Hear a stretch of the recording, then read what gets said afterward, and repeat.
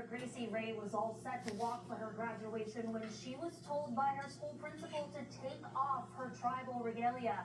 She's Indigenous, and that is against state law. The school district investigated and admitted they were wrong, but the family says that is simply not enough. Right there. Since her graduation in June, Gracie Ray has been focused on self-care, which includes traditional Indigenous medicine, Just like people with the sage. and interacting with her parent. Gracie says she needed time to heal after she was told to remove her button blanket during graduation at the Tacoma Dome. She is a member of the Tlingit Haida tribe in Alaska. At graduation, she was given a choice: take it off or not walk at all. So she chose to walk without her button blanket. I didn't really realize how alone I felt until after. I wanted more people to put my trust in, but because of what happened, I don't really trust authority too much. Gracie says she failed to finish her associate's degree due to the traumatic experience. Her mother, Jeanette Meeks, says it has been a challenging 4 months. She's had a lot of emotional regulation issues.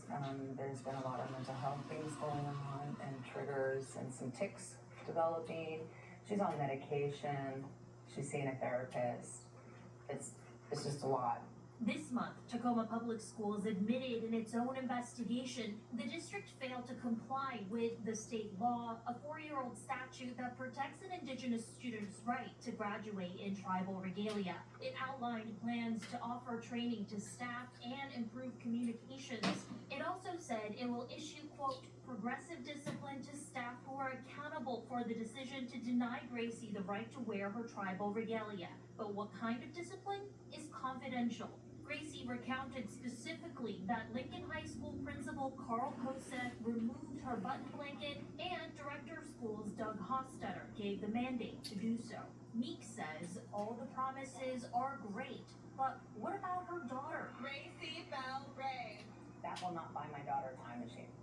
That will not put my daughter and our family back on that day to have her go through her ceremony as she should have, as her peers did when they were wearing their culturally significant items. But my daughter was stripped of hers. Should the school district have known better? Absolutely. The school district should have known better.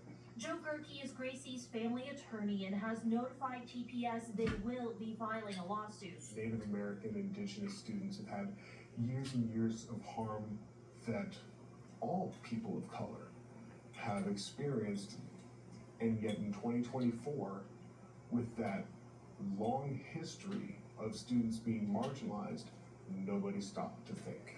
By taking this to court, Gracie says she's hoping her experience can be used as an example of what should not be happening. They've had many chances to correct this, to learn this, to understand what is right or wrong, and to understand the law that has been in place for 4 years.